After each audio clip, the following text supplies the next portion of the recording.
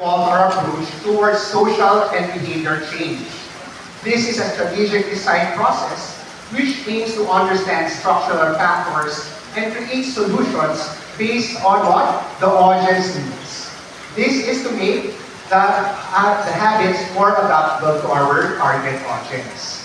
We implemented innovative and audience-based strategies, many of which were only possible through the support of our various partners and stakeholders. Malaki pa rin po ba yung effect?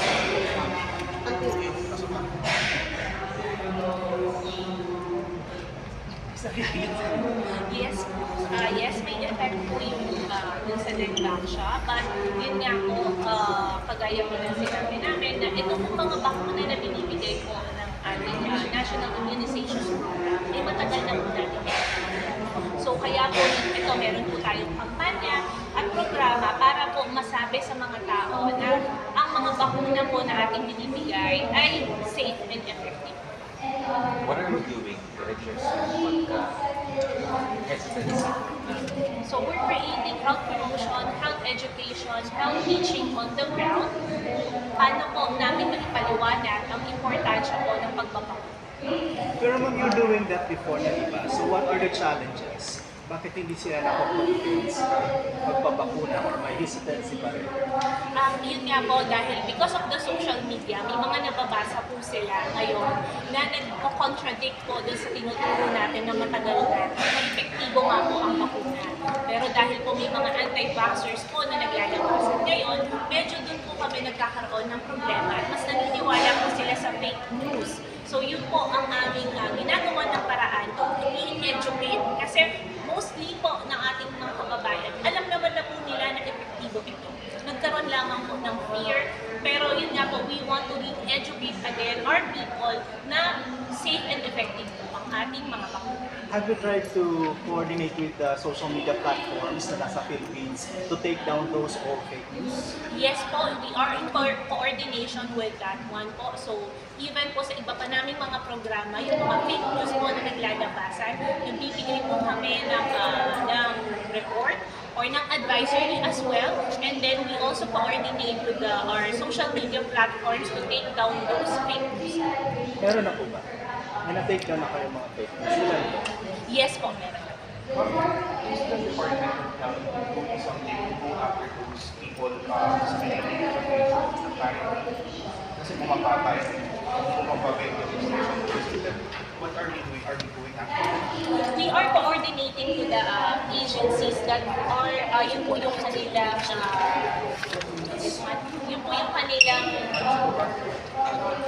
kanilang trabaho, yeah, the right word. Kasi we, in the DOH, what we provide is yung health and wellness of our people. We are not a policing entity agency. Ma'am, may timeline na po ba para ma-eradicate natin yung mga fake news na yan?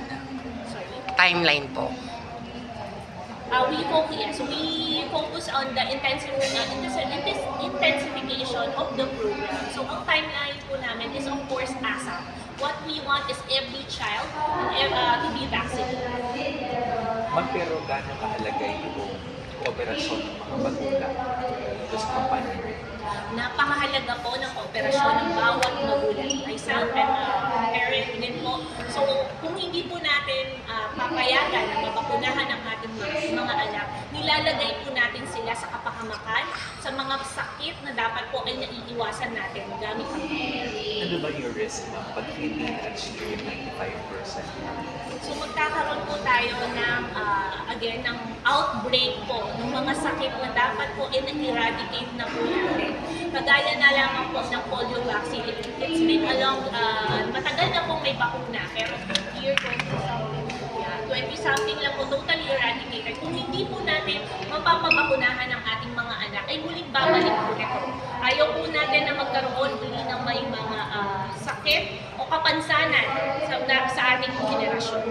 Ma'am, yung kanina, apart from hesitancy, nabanggit din na challenge din yung supply ng vaccine sa logistics. Yes, we have challenges because we are an archipelago, but we're doing our part para po ma-distribute ang mga gamot po na ito. That's why we have partnership with the UNICEF, the World Health Organization, and other private stakeholders para po mas maipaikot po natin sa ibaba or sa mga tao ang mga bakuna.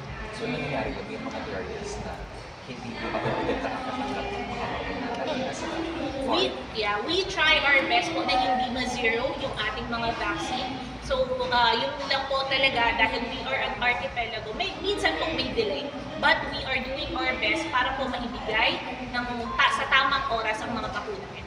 Ma'am, sorry, go. Isa sa mga challenges kanina na mention, yung supply ng vaccine. So, paano po ito na-address ng DOH?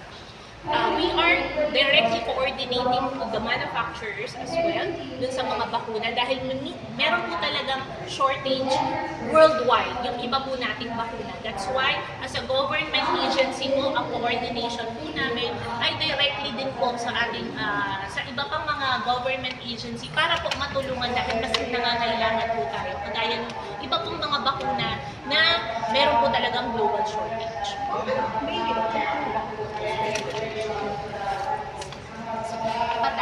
Hepatitis B and pentavalent. Sa mga schools po ba, madam? You try it po ba? Yes, we have coordination with the DepEd. Even the DOST po ngayon, ipag-coordinate na rin po kami sa iba pa pong mga kasi sa schools dahil our immunization program right now is para po sa mga estudyante, most of them. I'm not limiting it, but most of dun sa binabakunahan din po ay mga estudyante. So meron po tayong coordination with them. Saan nakapokus yung sa amin? And may I add to that lang po, maganda din po ang accomplishment po natin dun sa big catch-up po na ginawa sa bawat eskwelahan na nasa DepEd. Yes, sir. Kumusta po yung mga dengue vaccines po namin? Anong plano ng DOH? Plus yung Lingvac siya, ano yung ginagawa doon? Mag-dispose na po ba yun? It's not part of the immunization program. Ma'am, pang second level na summit, ngayong second summit, saan doon nakafocus? The focus po is promoting, of course, yung vaccination drive po natin and to eliminate those diseases na kaya pong i-eliminate using the vaccine. What will happen after the summit? What will happen after the summit? Of course, po, itutuloy po natin ng mas mapaigting po ang programa ng pagbabakuna sa bawat mamamayan.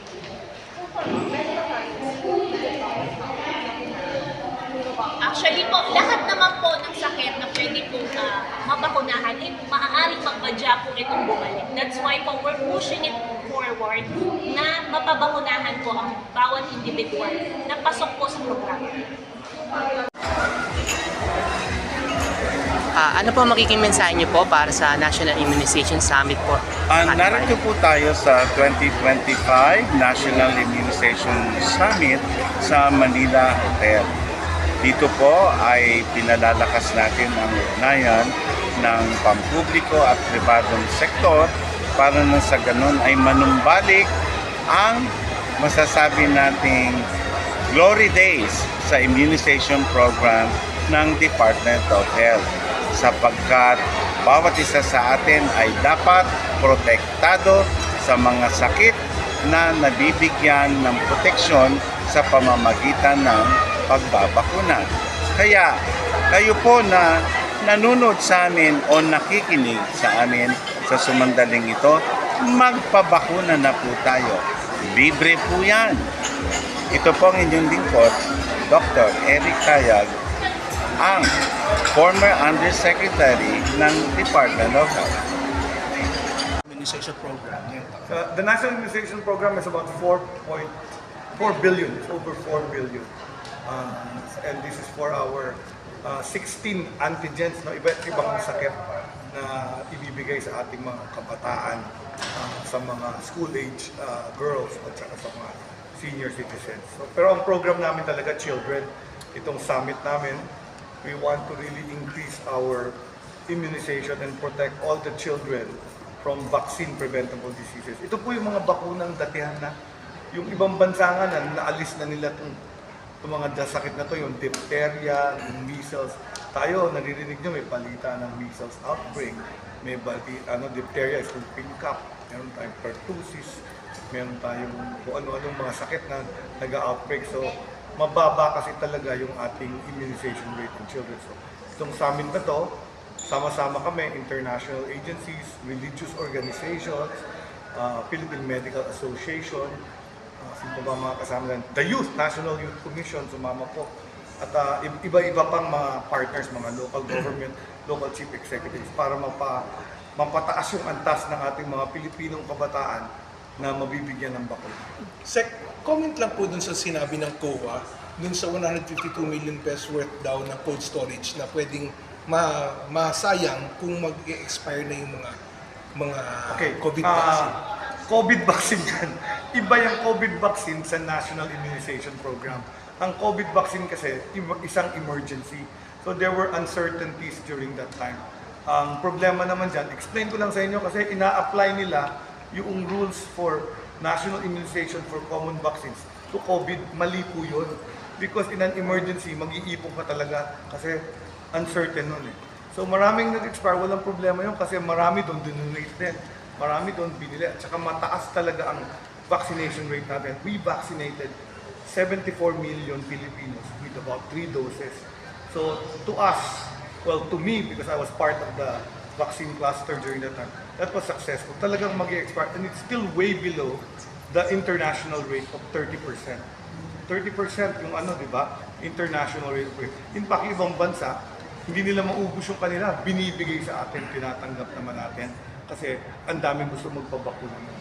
So, yung cold storage po, ano pong... Iba kasi ang cold storage ng COVID-19.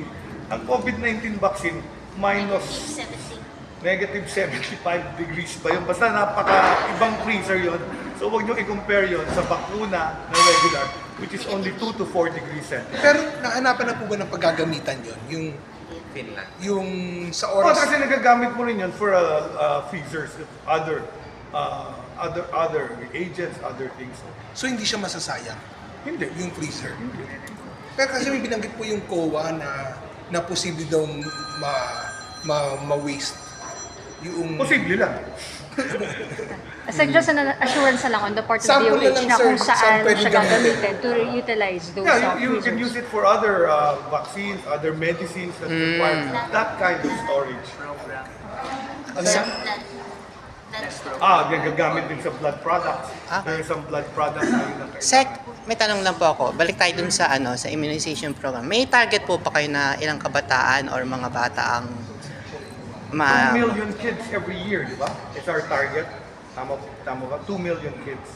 So, we That's an expected 2 overestimate. million? No, because what happens is that's the estimate. So we buy vaccines for about 2 million kids every year.